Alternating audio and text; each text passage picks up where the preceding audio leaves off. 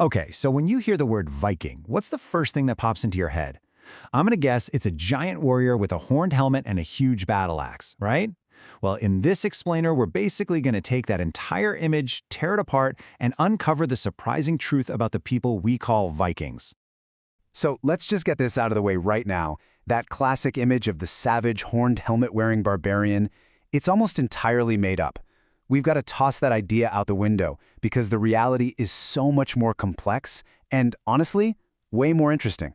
See, this stereotype of the mindless, violent raider is just one tiny, tiny piece of a much bigger puzzle. As we're about to see, the people of the North were, first and foremost, farmers and explorers. These were pioneers. They built cities, worked the land, and sailed to the absolute edges of the known world. So where in the world did this brutal Hollywood Viking image even come from? Well, it's a classic case of history being written by the losers, or in this case, by the victims. The very first people to write about the Norse were the ones on the receiving end of their raids.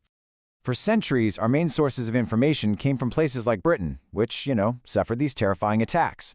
So it's really no surprise that their chronicles painted the Norse as these violent, inhuman monsters. I mean, if you're writing the story of your town getting attacked, you're probably not going to be very charitable, right? But the story of the Norse people is so much more about movement and discovery than it is about pure destruction. They weren't just hopping in boats to go steal stuff. They were sailing to find new lands, new opportunities. And these folks were truly fearless adventurers. I mean, their incredible longships let them push west, across the open Atlantic. They settled Iceland way back in the 800s, reached Greenland about a century later, and then they landed in modern-day Canada. Get this, a full 500 years before Christopher Columbus was even born. And their reach wasn't just to the west. Oh no, their ships were so versatile they could navigate Europe's rivers, which led to attacks on inland cities like Paris. They sailed all the way to Constantinople, which was the richest city in the world at the time. And in this incredible feat of navigation, they even traveled down Russia's Volga River to the Caspian Sea, raiding parts of what is now Iran. Just think about that range. So if they were out exploring and raiding and all over the place, what was their society actually like back home in Scandinavia?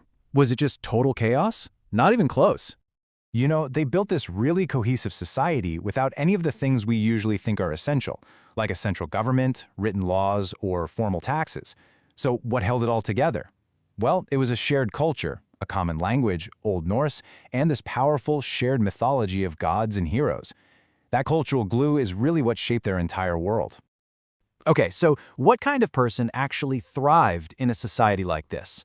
If we look at the traits they really prized, it gives us this fascinating peek directly into their culture and what really mattered to them. So no big surprise here. Physical prowess was huge. Courage was everything. In fact, cowardice could literally be a death sentence. Strength and even being tall and good-looking were highly valued. But here's the curveball that just shatters that mindless barbarian stereotype: literacy. In Norse society, the ability to read and write gave you incredibly high status. And this brings us to an absolutely crucial point. The life of raiding and pillaging that we always see in the movies, that was the exception, not the rule. For the vast majority of Norse men, we're talking about 90% of them, life was tied to the land and the seasons. They were farmers. So what exactly fueled this society of farmers and part-time explorers? Well, as it turns out, what the Norse ate might have been one of the key ingredients to their success out on the world stage. I mean, how did they get so physically formidable? Well, many historians believe a huge part of the answer was sitting right there on their dinner plates. See, unlike most of Europe at the time, where meat was a total luxury just for the rich, the Norse diet was packed with protein for everyone. They ate deer, pork, fish, even whale meat. This incredible access to protein all across their society is thought to be a major reason for their legendary size and strength. But that powerful advantage came at a really steep price. When we look at the archaeological evidence, it reveals a much darker, much grimmer side to their eating habits.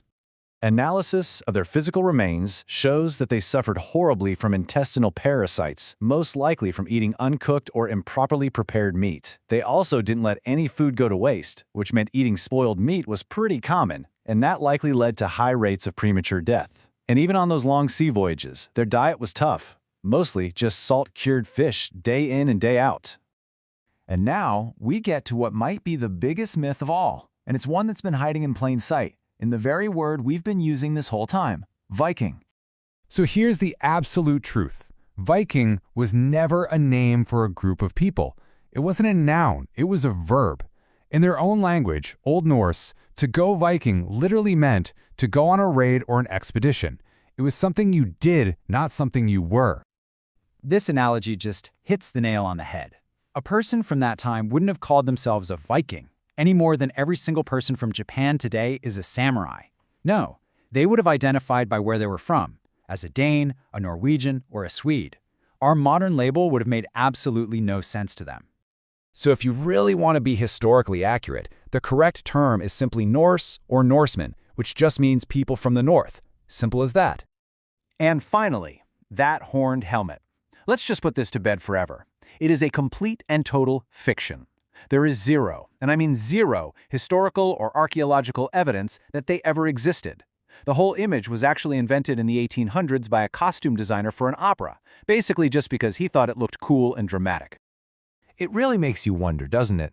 If the most famous image of one of history's most famous peoples is completely fabricated, how many other parts of our history are we seeing not as they really were, but through a totally distorted modern lens?